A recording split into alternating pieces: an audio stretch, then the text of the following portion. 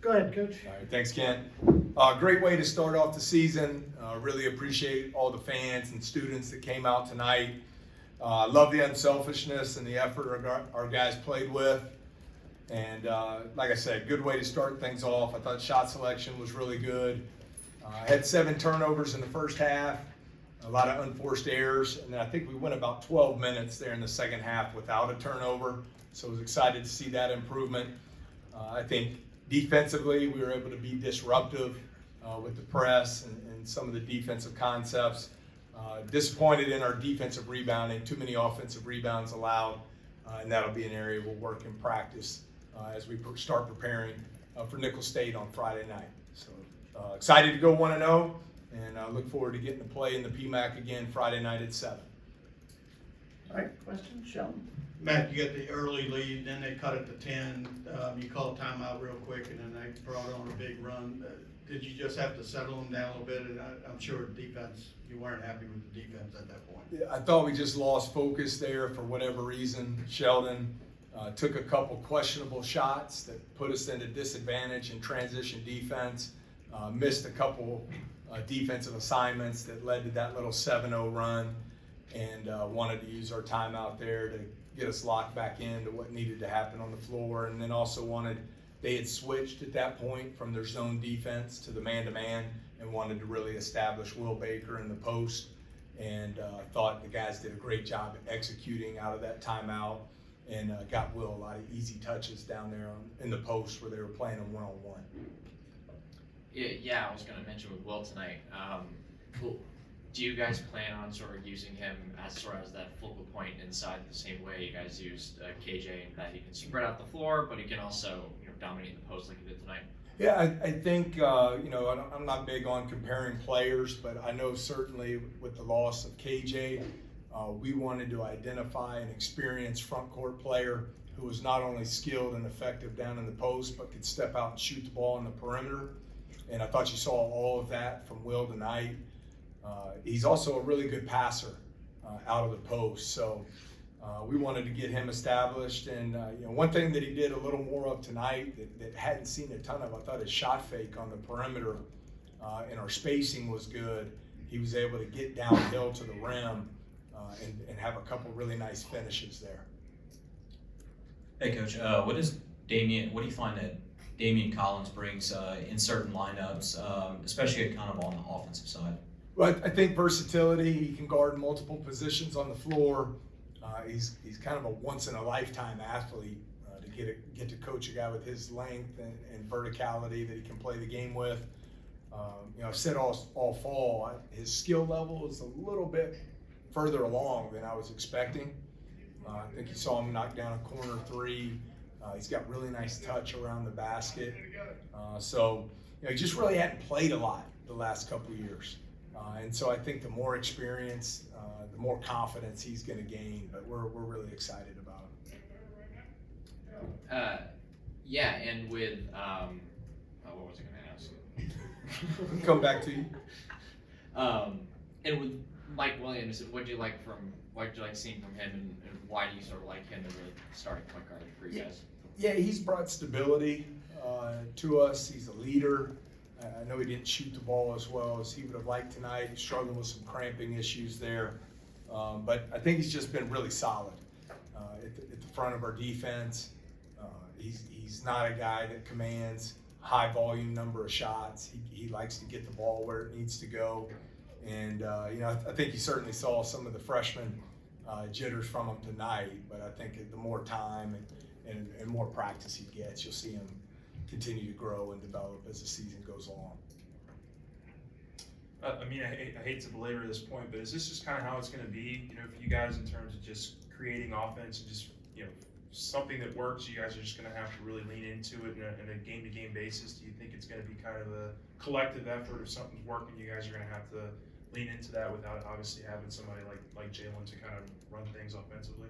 Yeah, I think so. I love our personnel. I think we've got depth at every position. I think we have multiple threats that can score, multiple positions that can really stretch the floor from a three-point shooting standpoint. What you might not see from us is, the days where it's just spread ball screen for 40 minutes and a traditional point guard that's just dribbling the air out of the ball. But I think ball movement's going to be important for us. But I like our personnel. I think we have multiple weapons that can score from different areas on the floor. Do you think the shooting tonight was maybe the best thing you did tonight, and then also, why didn't Corey Chest play? Yeah, the first part, I thought we did shoot the ball well from three again. I really like our balance of guys that can shoot the ball from three at multiple positions. I think it allows you to space the floor better. And then if you play with great unselfishness, it leads to high quality looks. And I thought we got some of those tonight, both against their zone and against their man-to-man. So I was pleased with that. But I thought for the first 32 minutes or so, the defensive effort and disruption was probably one of my biggest takeaways. As for Corey Chest, he's been terrific. Just wanted to give him a couple days to have an opportunity to decide if he wanted to pursue a redshirt opportunity this year. So he's been terrific in practice. I'm incredibly excited about his future at LSU. He's going to be a really good player for us, whether that's this year or next year. But I wanted to give him some time to make a decision there as we move forward.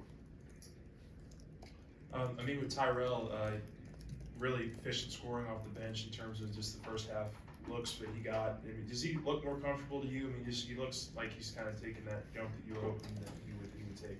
Yeah, I've been really pleased with him. I think that was a tough year. I know, Glenn, you and I have talked about that a lot. Last year was the oldest year in college basketball history, and it was a tough transition for a lot of freshmen across the country. And, I think especially throwing him in with just, a random group of teammates. Now he's had a true off season. He's gone through the player development program all spring, summer, and fall. He had the trip to the Bahamas where he was our leading scorer along with Jordan Wright. So I just want him to keep getting better. He's really shooting the ball at a high clip. His movement without the ball is really good. And he doesn't, because he's 6'7", he doesn't need much time or space to get a shot off. And so I just want him to continue to get more and more consistent, but he's been very efficient scoring the ball for us. Hey Coach, you talked a bit about Jalen and just kind of his unique abilities in terms of what he can do off the dribble. So can you just kind of talk a little bit about that and what kind of situations you guys try to get him in? Obviously he's been working a bit as a hub in the high post and getting the ball in his hands and transition, just what do you guys like to do with him? Yeah, I thought against the zone tonight, he was able to really spray the ball around from the high post area, as you mentioned. One thing that I've really liked about his game as he's gotten stronger this offseason is his defensive rebounding. He's really improved there, and we're very confident when he does defensive rebound for him to attack in transition and lead the break because he's a very willing and selfless passer there. I think you saw him get Carlos Stewart an open corner three in transition tonight. So I just love his versatility and his ability to impact the game in multiple ways. Hey Coach, can you just break down the non-conference schedule moving forward and how you guys are preparing for that? Yeah, well, it goes to Friday night. Nicholls State will come in here Friday at 7. I think Coach Sadler did a great job constructing his roster with some talented transfers. I'm not sure how they fared tonight. I know they were at Tulane. And then next week you go to the Charleston Classic, which has a terrific field, and it will really be tested there as well. And then I guess the other ones that really stand out, I'm thankful for all the opportunities, but as far as those quad 1, quad 2 type games, you look at going to the Carrier Dome to play at Syracuse, Kansas State playing here in the PMAC on December 9th off their Elite 8 team. And then I really like the game against another Elite 8 team in Texas that will play in the Houston Rockets Arena that December 16th. So I think we have a good balance of home games and a good balance of quad 1 opportunities against really good teams here in the non-conference. All right, I gotta get in the radio. Players will be in just a moment. Coach?